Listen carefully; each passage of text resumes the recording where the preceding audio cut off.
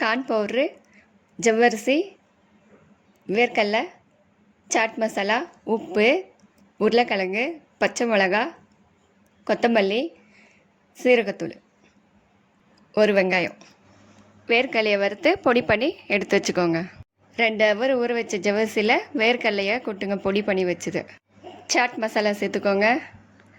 உப்பு கொஞ்சம் போட்டுக்கோங்க. தேவைக்கேற்ற உப்பு போட்டுக்கோங்க. சீரகப்பொடி கொஞ்சம் போடுங்க. கார்ன்ஃப்ளவர் போட்டுக்கோங்க கொஞ்சம், அப்போ தான் கையில் ஒட்டாது கார்ன்ஃப்ளவர். கட் பண்ணி வச்ச வெங்காயத்தை போட்டுக்கோங்க. பச்சை மிளகா போட்டுக்கோங்க. கொத்தமல்லி போட்டுக்கோங்க. ஒரு உருளைக்கிழங்கை எடுத்து வேக வச்சு ஸ்மாஷ் பண்ணி வச்சுக்கோங்க, அதோடு சேர்த்துக்கோங்க.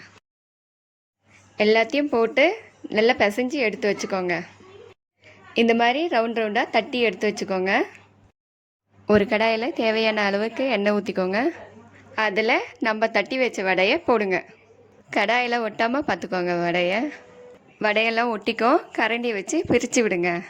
நல்லா வடை பொன்னிறமாக வந்து பின்னாடி எடுங்க. பாருங்கள், வடை நல்லா பொன்னிறமாக வந்திருக்கு. இது உங்கள் வீட்டில் செஞ்சு சாப்பிட்டு பார்த்து சொல்லுங்கள் எப்படி இருக்குன்னு. உங்களுக்கு இது பிடிச்சிருந்தா கமெண்ட் பண்ணுங்கள், ஃப்ரெண்ட்ஸுங்களுக்கு ஷேர் பண்ணுங்கள். ஜவ்வரிசி ஆலு வடை ரெடி.